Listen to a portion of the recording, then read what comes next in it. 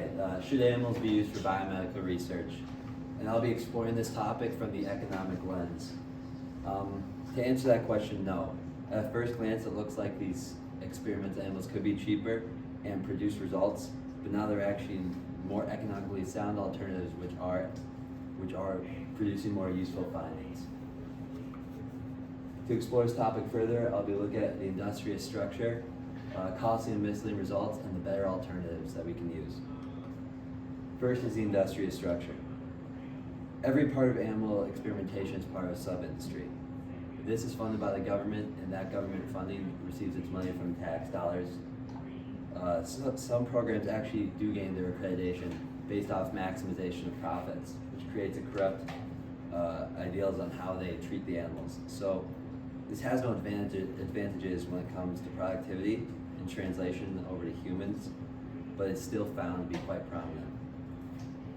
This just results in meaningless experiments to take place for the sole reason of profit maximization, and animals are just used as a tool in the pursuit of economic gains.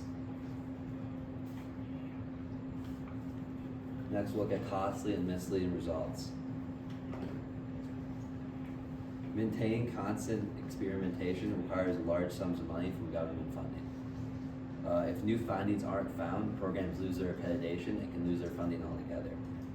And this is in many cases because of the results they find aren't transferable over to humans.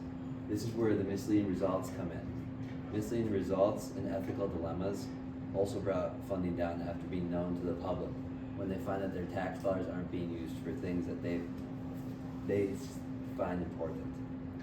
This has caused human trials from animal experiments to be on a sharp decline as of recent years.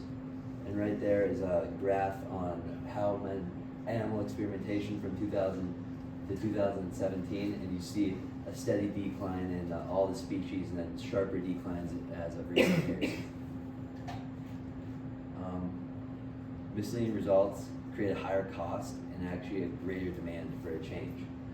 And that's where the better alternatives come in. New technologies have allowed for experimentation in the biomedical industry to result in human transferable practices at a much, much lower cost. Just to go over a few, first is 3D bioprinting. It allows scientists to actually create functional human tissue to be tested on, and it allows for much more accurate test results when it comes to pharmaceutical use and new pharmaceuticals and surgical practices. Next is in vitro testing. In vitro testing is done in a controlled glass environment away from outside organisms. Tests can be done on human cells, animal cells, and the tissue is taken from the body. This allows for results to be found in a low-stakes controlled environment, and it is found to be cheaper, and the findings are much more transferable to humans based off the experiments being done. And lastly, human on a chip. Human on a chip, similar to the first two, allows you to load living cells into a chip and actually simulate how an organ would react to certain testing or pharmaceuticals. And these alternatives come at a much cheaper cost, along with more useful results and being economically superior as well as scientifically. So in conclusion, the scientific world needs to turn away from animal experimentation as it is not economically sound. Consistently delivering weak results and wasting government funding, it is vital that we look for and turn to these new alternatives, not just for the sake of cost, but as well as the sake of scientific advancements going into the future. Great, round of applause.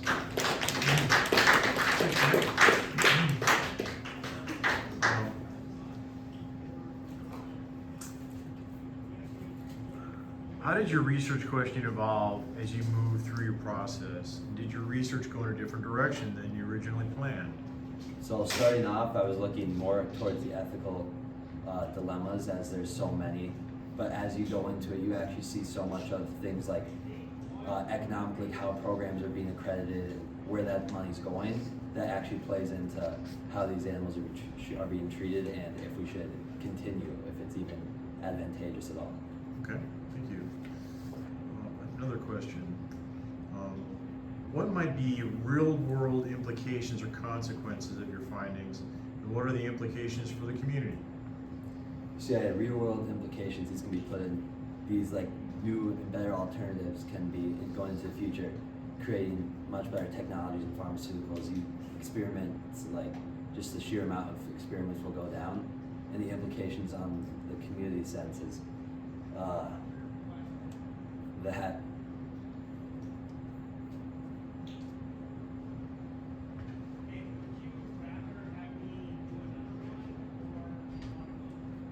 that'll just be able to, testing going into the future will be better. Okay.